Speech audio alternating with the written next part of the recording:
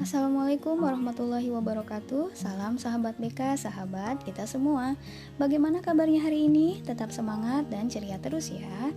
Seperti biasa, sebelum materi kita sama-sama membaca Bismillahirrohmanirrohim, dilanjutkan dengan berdoa menurut kepercayaan masing-masing. Tak terasa sudah bulan kedua semester genap, uji kompetensi sudah hampir di depan mata. Dan sebentar lagi teman-teman juga akan menghadapi berbagai tes lain untuk kelulusan nanti. Nah, apa saja yang sudah kalian persiapkan? Mempersiapkan diri dengan fisik yang sehat, juga jiwa, pikiran pun harus tetap bahagia ya. Selain itu, tentu teman-teman pun lebih intens mempersiapkan diri dalam belajar. Agar memudahkan teman-teman dalam belajar, yuk kenali dulu tipe belajarmu dalam materi Kenali Tipe Belajarmu agar belajar lebih efektif. Pada pertemuan keempat modul 2 BK, kita harus tahu dulu untuk tujuan dalam materi ini. Pertama, menyebutkan tipe-tipe belajar. 2. Menganalisa kebiasaan belajar yang dimiliki. 3. Mengidentifikasi kesesuaian antara tipe-tipe belajar dengan kebiasaan yang dimiliki. 4. Menemukan tipe belajar yang dimiliki sehingga belajar bisa lebih mudah dan efektif. Apa sih tipe belajar itu?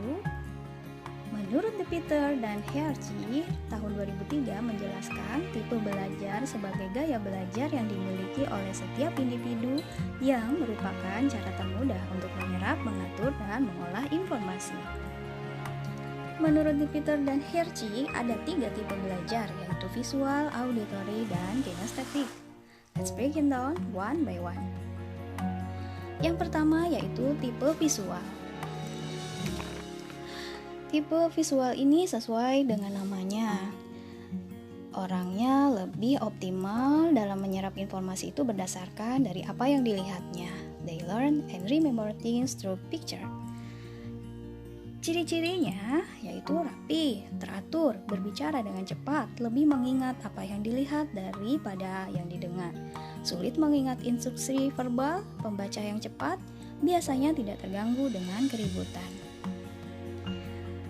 Nah, bagaimana cara belajar untuk tipe visual ini? Yaitu, pertama, ketika belajar sendiri, berilah tanda pada definisi dan penjelasan penting lainnya dengan warna berbeda.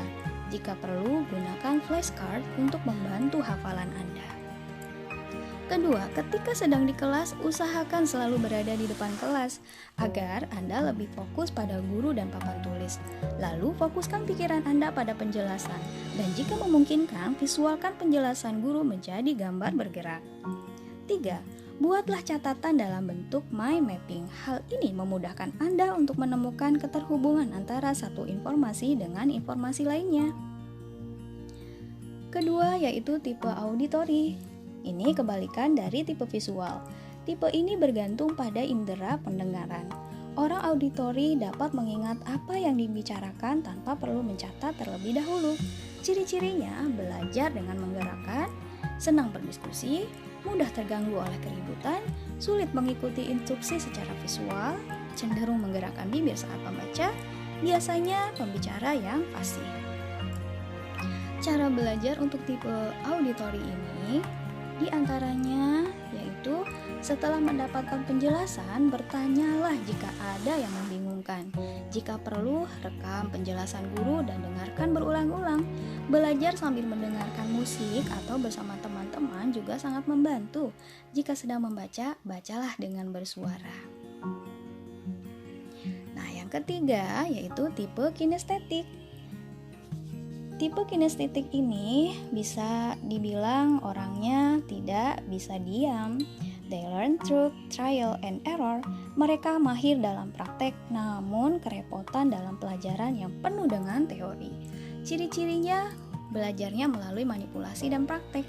Banyak menggunakan isyarat tubuh, tidak dapat diam untuk waktu yang lama, menyenangi pelajaran dengan praktikum, menghafal dengan cara berjalan dan melihat.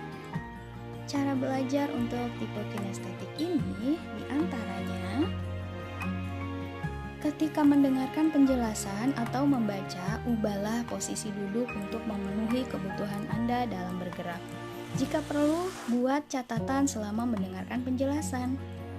2. Jika Anda sedang membaca, berilah garis bawah pada informasi penting atau buatlah gambar di kertas lain yang mewakili penjelasan.